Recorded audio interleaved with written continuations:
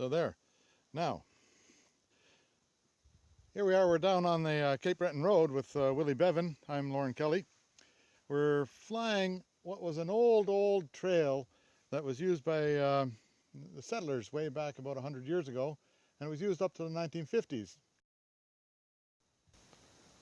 This is Cape Breton Road, uh, known as the line road to older people, but what we're recreating today is the winter road that went from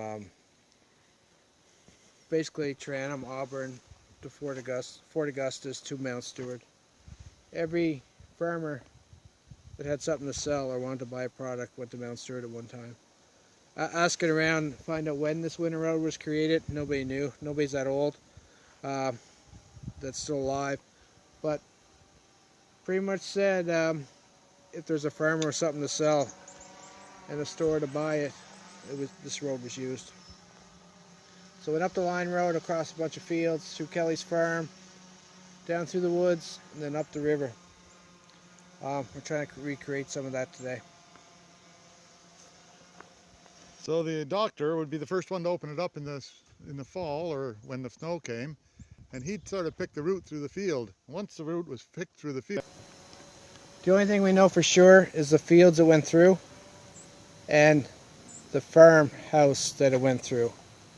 Went through the house and barn, and we'll be filming that a bit later.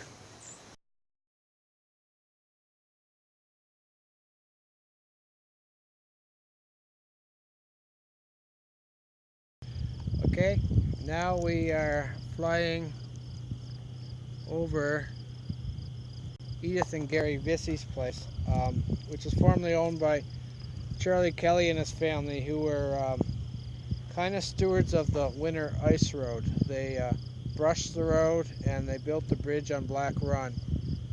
They also had a warm spot to warm up and a little bit of liquid refreshment at that house, if you know what I mean.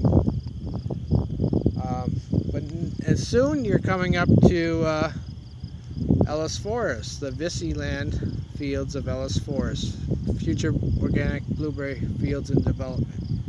Kind of the genesis of this project, we saw an old road to the property that went into the marsh, and we're wondering why such a road existed.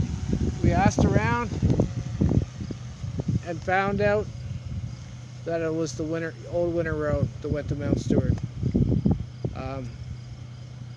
A few old timers, Albert Duffy and Charles Hughes, who I affectionately call Uncle Chucky, are helping out with this project with a lot of beautiful stories.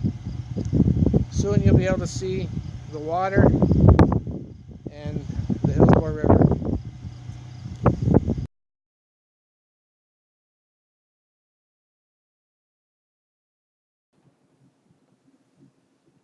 yeah, so it's time for the last leg of that journey.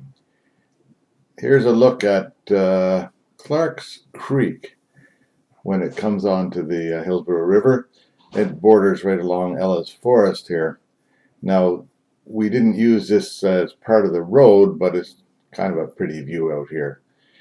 Now we're going to move up the river a ways by road. We'll go around about 1.5 miles up and have a look at it from a new viewpoint. Now here we are, we're looking back towards the west, towards Ellis Forest and the road coming from the west. And that'd be the Pisquid River where it joins into the Hillsborough River. Now we'll get turned around here pretty quick and we'll start heading back towards Mount Stewart.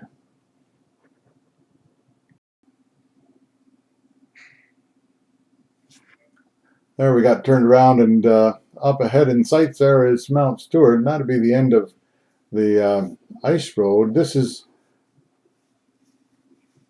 winter traffic only.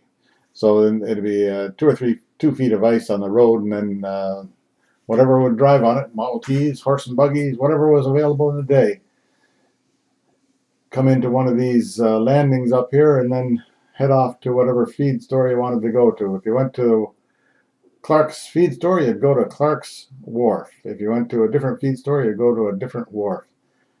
Sell your goods, get some new goods, and head back home. There, that's all we got to say for that, and I hope you enjoyed it.